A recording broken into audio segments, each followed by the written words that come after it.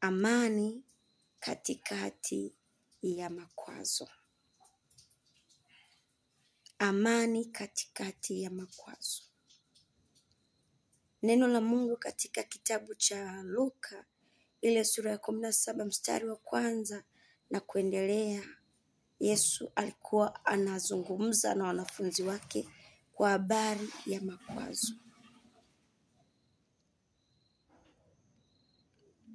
Hii inaonyesha kwamba hata kama umeokoka, alimradi tu unaishi kwenye dunia ambayo ina michanganyiko ya kila kitu na watu wa kila aina na tabia mbalimbali, hautakwepa kukutana na makwazo kama mwana wa Mungu. Lakini neno la Mungu linakutaka uyashinde makwazo. Kwa sababu kitabu cha Zaburi 119 mstari wa 165, neno la Mungu linatuambia wana amani nyingi waipendao sheria ya Bwana, wala hawana la kuwakwaza. Kwa nini mwana wa Mungu ukwazike na mambo madogo wakati wana amani nyingi waipendao sheria ya Bwana? Sheria ya Bwana ni neno la Mungu. Neno la Mungu linasema nini juu ya makwazo? Haleluya. Neno la Mungu linasema samehe. Hata kama ndugu yako akikosea mara 7 kwa siku, samehe. Kama unampenda Mungu, unaipenda sheria yake ambayo neno lake, utasamehe. Unaposamehe moyo wako unakuwa na amani. Unashinda makwazo. Neno la Mungu nasema upendo. Na upendo hustiri wingi wa dhambi na madhaifu.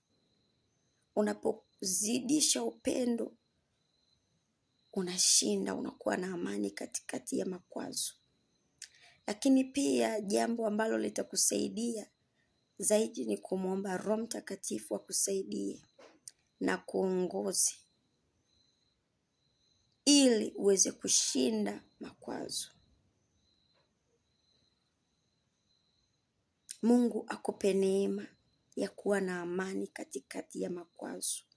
Maana lengo la makwazo ni kukusababisha wewe ukose mwelekeo. Ni kukusababisha wewe ushindwe kufanya maamuzi sahihi katika mambo unayoyafanya. Ikiwa ni kwenye utumishi, ni kukuchelewesha. Lengo la makwazo ni kukuchelewesha kufika kule ambapo Mungu anataka ufike. Na hii inaweza kutokea kwenye huduma, kwenye utumishi, watumishi wa Mungu, wachungaji, walimu, waimbaji. Unaweza kukutana na makwazo kwa wale watu unaoongoza, unaotumika nao. Na lengo la makwazo mara nyingi adui yatumia ili kuwachelewesha watu wa Mungu, kuwapotezea muda. Maana unapokwazika moyo wako unakuwa mzito, wakati mwingine unashindwa kuomba, hivyo utajitenga mbali na uso wa Mungu. Na adui atapata nafasi kirahisi ya kuendelea kukuonea na kukandamiza. Usiku wa leo amua kuipenda na kuifuata na kuishika sheria ya Mungu ili uweze kuishi na amani siku zote za maisha yako na kuwa mshindi sawa sawa na Zaburi ya Daudi ya 119:165. Uwa na amani nyingi sana waipendao sheria ya Bwana, wala hawana la kuwakwaza. Mungu akubariki sana na uwe na amani tele.